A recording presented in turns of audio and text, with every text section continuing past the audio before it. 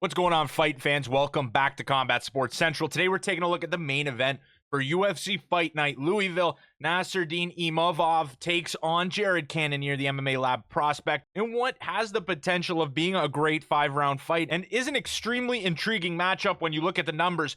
Very close to call. Odds are tight. Today we're going to take a look at some of the recent performances and try to leave you with a best bet or keep you from a bad bet. So without further ado, let's get straight into the video. Oh, Till's out! It's over! It's over! It's over! That's what I'm saying, boy! Oh! He got dropped! It's over!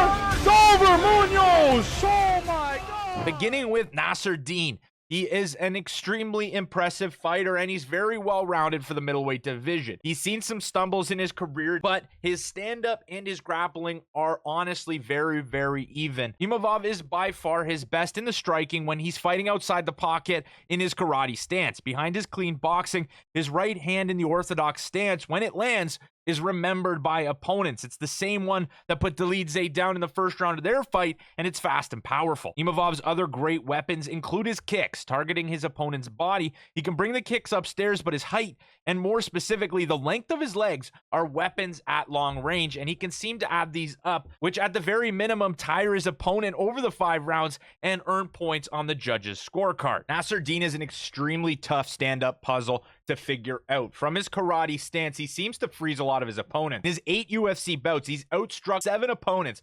The only opponent that's landed more strikes, former middleweight champion Sean Strickland. And the widest margin of significant strikes that we've seen in a Nassourdine fight was his most recent one against Dolidze, a testament to his improvement and kind of figuring out the UFC octagon. Imavov has a dedicated team of up-and-coming French talent in the MMA factory.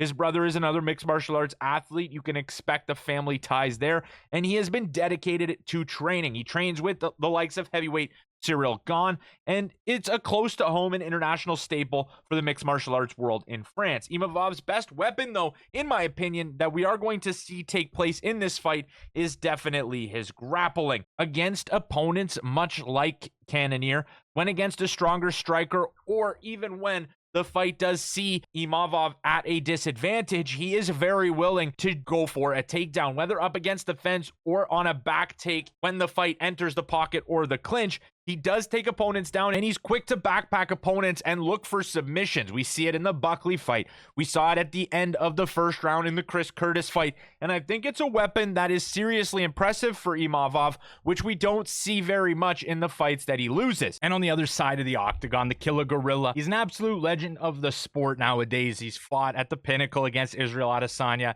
He's fought in the heavier weight classes, but his best has been in the middleweight division. He has twice the experience of Imavov in 5-round fights. He's hit the 25-minute decision time in 4 bouts across his career, so he's ready for the moment of the 5 rounds. He is a powerful striker.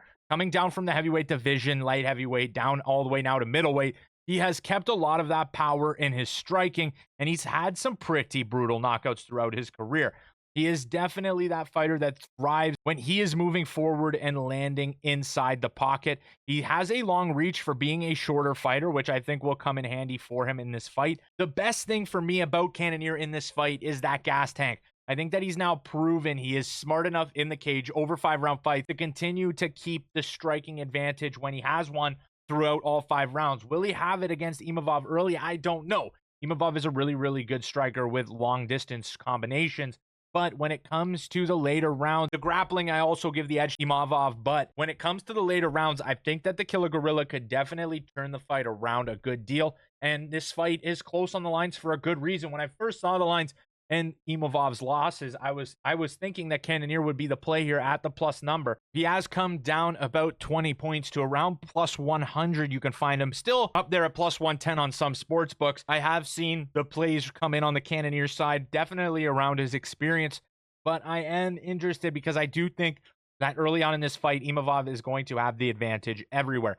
If I have a bet for this fight, it will probably be on Friday. I want to take a little deeper dive. It's a tough one for me to really pick a winner. I would probably say Imavov because I think that the fight's going to go decision, and I think that he'll have enough in the earlier rounds as well as his grappling later on to maybe steal around on the back half and take maybe the first 2 rounds with his length and combination style. And if he does choose to grapple in those first 2 rounds, I think he can take it that way as well. But the line is very, very close, and I think Cannonier poses a lot of risks when he gets in that pocket and starts swinging with his power to maybe hurt Imavov or land some significant shots that make it look on the scorecard like he deserves rounds. This is a very intriguing, very close main event. I'm super excited to see, and I think that the winner of this one will have a serious claim to getting near the top of the title picture in the middleweight division. So I'm excited to see how things play out. But that'll do it for today's video, guys. If you enjoyed, smash that like button, subscribe to Combat Sports Central, and I will see you in the next one.